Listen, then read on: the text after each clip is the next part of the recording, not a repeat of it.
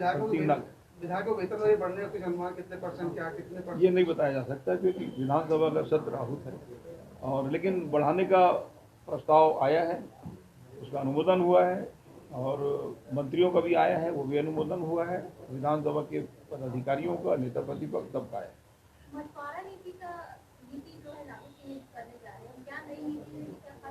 अब वो विवरण तो बाद में होगा उसका, बाकी नया नीति आ गया है। जो प्रचलित मछली पालन नीति है, तो एक नई मछली पालन नीति लागू करने के लिए फैसला लिया गया है और बहुत विस्तारित इसलिए नहीं बताया जा सकता कि क्योंकि विधानसभा का सत्र आहूत है, इसलिए डिटेल विवरण उसमें दिया जाना संभव नहीं है, लेकिन नई नीति इसमें लागू करने का अनुमोदन कर दिया गया है। प्रदेश में स्वीकृत सहायक आरक्षकों के पद को समाप्त कर डिस्ट्रिक्ट स्ट्राइक फोर्स संवर्ग के सृजन की स्वीकृति का प्रस्ताव का भी अनुमोदन किया गया है और इसके लिए पुलिस विभाग के सहायक आरक्षकों के वेतन संबंधी विसंगति को दूर करने के बारे में भी निर्णय ले लिया गया है। इस स्थानांतरण नीति के संबंध में मंत्रिमंडलीय उप समिति का गठन किया जाएगा और मंत्रिमंडल की जो उप समिति है उनके सुझाव और उनके अनुशंसा के आधार पर नया स्थानांतरण नीति बनेगा और जिसके आधार पर ट्रांसफ़र किए जाएंगे। कुल मिलाकर बात ये है कि ट्रांसफ़र में जो प्रतिबंध है वो हटेगा और उसके लिए प्रक्रिया प्रारंभ कर दी गई है। इसी प्रकार से प्रथम अनुपूरक 2022-23 का उसके बारे में भी अनुपूरक कितने का है क्या है ये डिटेल तो नहीं बताया जा सकता क्योंकि विधानसभा में प्रस्तुत किया जाना है, लेकिन प्रथम अनुपूरक में जो प्रस्ताव आए थे उसका भी अनुमोदन किया गया है। विधानसभा के अध्यक्ष, उपाध्यक्ष एवं नेता प्रतिपक्ष इनके वेतन भत्ते के प्रारूप का भी अनुमोदन किया गया है और इसके अलावा छत्तीसगढ़ मंत्री वेतन भत्ता अधिनियम 1972 के प्रारूप का भी अनुमोदन हुआ है और सदस्यों के संबंध में उनके भी प्रारूप का, विधानसभा के सदस्यों के वेतन भत्ता के संबंध में भी प्रारूप का अनुमोदन हुआ है, लेकिन विस्तृत जानकारी विधानसभा का सत्र होने के कारण नहीं बताई जा सकती। इसके अलावा मुख्यमंत्री जी का जो स्वेच्छानुदान का प्रावधान 40 करोड़ था उसको बढ़ाकर 70 करोड़ रुपए किया गया है। क्षेत्र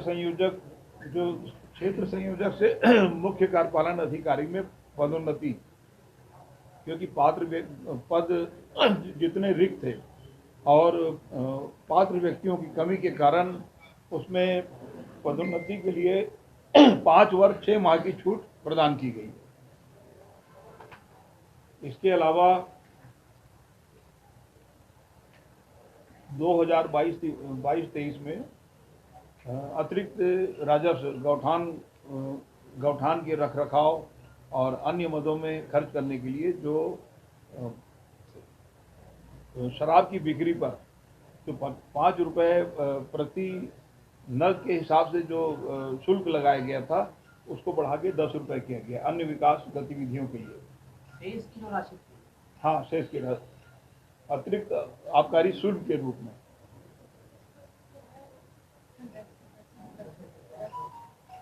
ये जो पहले राज्य परिवहन निगम तत्कालीन मध्य प्रदेश के समय राज्य परिवहन निगम था, उसके बाद 1 नवंबर सन 2000 को नया छत्तीसगढ़ राज्य बना। नया छत्तीसगढ़ राज्य बनने के बाद कुछ समय के पश्चात राज्य परिवहन निगम को बंद कर दिया गया था और उनके कर्मचारी वर्तमान में अलग अलग विभागों में प्रतिनियुक्ति पर हैं। कुछ कर्मचारी जो बच गए हैं जो मूल विभाग CIDC में हैं।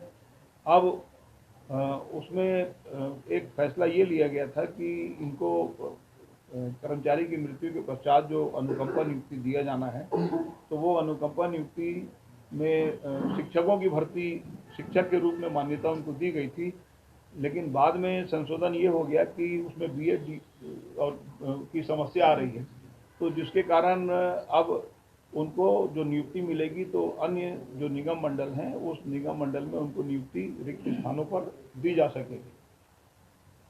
इसके अलावा अन्य निगम जिस निगम मंडल में वो हैं उसमें उनको अनुकंपा नियुक्ति दी जा सकेगी उनके परिवार के पात्र व्यक्तियों को जिनकी मृत्यु हो चुकी है। इसके अलावा छत्तीसगढ़ ग्राउंड वाटर मैनेजमेंट और रेगुलेशन बिल का भी अनुमोदन हुआ है। ये भी विधानसभा में प्रस्तुत किया जाना है, तो उसकी जानकारी विधानसभा में पारित होने के बाद आपको प्राप्त हो जाएगी।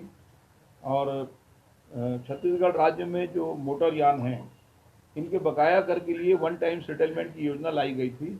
अब वन टाइम सेटलमेंट योजना जो लाई गई थी उसका समय अब समाप्त हो चुका है, लेकिन लगातार जो परिवहन करता हैं या ट्रांसपोर्ट ओनर हैं और इस काम में जो लगे हैं, तो उनका लगातार ये मांग है कि कुछ समय के लिए ये योजना यदि बढ़ा दी जाए इस स्कीम को, तो बहुत जो टैक्स का जो वसूली बाकी है वो टैक्स का वसूली भी हो सकेगा और लोगों को राहत हो जाएगी। तो उसकी अवधि जो है वो 31 मार्च अगले साल तक के लिए 2023 तक के लिए बढ़ा दी गई है।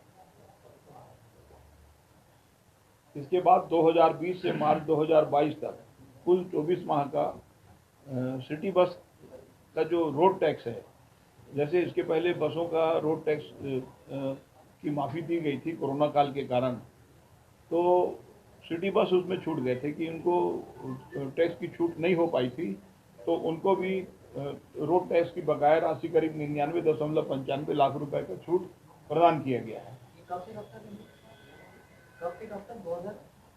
ये दिया है अप्रैल 2020 से मार्च 2022 कुल 24 माह। औद्योगिक और आर्थिक मंदी के कारण HV4 श्रेणी के जो छोटे स्टील उद्योग हैं, तो उसमें भी कुछ छूट का प्रावधान किया गया है। और छत्तीसगढ़ विद्युत अधिनियम संशोधन विधेयक का प्रारूप का अनुमोदन हुआ है, जो विधानसभा में प्रस्तुत किया जाएगा।